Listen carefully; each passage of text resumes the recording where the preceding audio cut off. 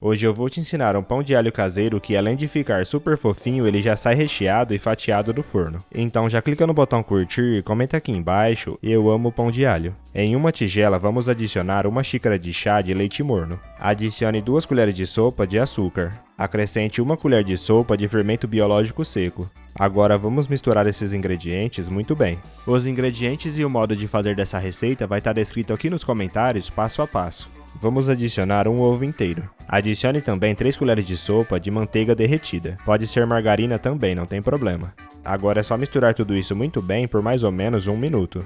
Adicione 3 xícaras e meia de farinha de trigo, mas não vamos adicionar de uma vez, adicione aos poucos. Acrescente também 1 colher de chá de sal.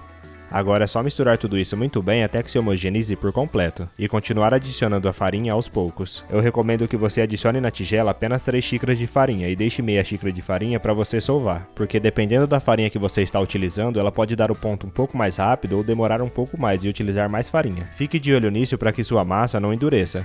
Se você chegou até aqui é sinal que está gostando da nossa receita, então já clica no botão compartilhar e compartilha esse vídeo com todos os seus amigos. Para você não vai custar nada e para nós vai fazer toda a diferença. Depois que sua massa ficou um pouco mais firme na tigela, passe ela para a bancada, mas antes polvilhe um pouco de farinha. E em seguida vai adicionando um pouco de farinha até que ela pare de grudar na sua mão. Agora é só sovar ela por 10 minutos para que ela fique bem macia. E após sovar a massa, deixe ela redonda e passe ela para dentro da tigela novamente. Vamos cobrir ou tampar essa tigela e deixar a massa descansar de 40 minutos a 1 hora. Deixe aqui nos comentários a cidade de onde você está assistindo, eu quero te mandar um grande abraço e te agradecer por ter compartilhado essa receita. Em uma tigela vamos adicionar 3 colheres de sopa de manteiga ou margarina. Adicione 4 dentes de alhos médios amassados ou triturados. Leve ao micro-ondas para derreter essa manteiga. Se você não tiver, pode fazer no fogão. Em seguida, eu adicionei salsinha e cebolinha a gosto. Agora é só misturar tudo isso muito bem. Se a sua manteiga for sem sal, adicione um pouco de sal a gosto. Finalize misturando tudo isso muito bem. Reserve ao lado para continuarmos a nossa receita. Após a nossa massa ter crescido, vamos retirar ela da tigela e passar para a mesa.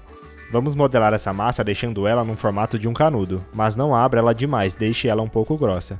Utilizando um cortador de massa, vamos cortar essa massa em pedaços menores. Tente deixar esses pedaços iguais, com o mesmo tamanho e peso. Se você não tiver uma balança, vai no olhômetro mesmo. Vai dar em média de 12 a 14 pedaços. E em seguida vamos bolear esses pedaços e reservar debaixo de um pano de prato para que a massa não resseque. Vamos pegar uma bolinha e abrir essa massa com a mão fazendo um formato de círculo. Em seguida, vamos adicionar um pouco do recheio que reservamos agora há pouco. E por cima, adicione um pouco de mussarela ralada. Abra outra bolinha no formato de um círculo e coloque por cima de tudo isso. Passe o recheio mais uma vez por cima dessa massa. Você vai repetir o processo de fazer mais um lanchinho desse e colocar por cima desse recheio que acabamos de colocar na massa, formando um lanchinho de 4 massas. Vamos passar tudo isso para dentro de uma forma de pão untada com manteiga e farinha. Repita o processo fazendo um outro lanchinho desse com 4 massas e recheado, igual ensinamos agora há pouco. E para juntar uma na outra, passe um pouco de recheio na massa da forma, e coloque um pouco de queijo na massa que vamos colocar agora. Eu utilizei um total de 300 gramas de queijo mussarela. Sempre que você for colocar a massa na forma, ajeite ela muito bem para que ela não fique caindo. Com um pano de prato ou um saquinho plástico, vamos cobrir essa forma e deixar com que esse pão cresça até que ele preencha toda a forma. Não demora muito, leva de 20 a 30 minutos. E para finalizar, vamos passar uma gema misturada com um pouquinho de leite por cima desse pão. Espalhe muito bem com o auxílio de um pincel. E por fim, é só levar ao forno pré-aquecido a 180 graus de 40 minutos a 1 hora. Eu espero demais que você tenha gostado dessa receita. Agora eu vou voltar lá para os comentários e continuar respondendo a todos que deixou o nome da sua cidade. E te agradecer por ter compartilhado essa receita. E até a próxima receita. Tchau!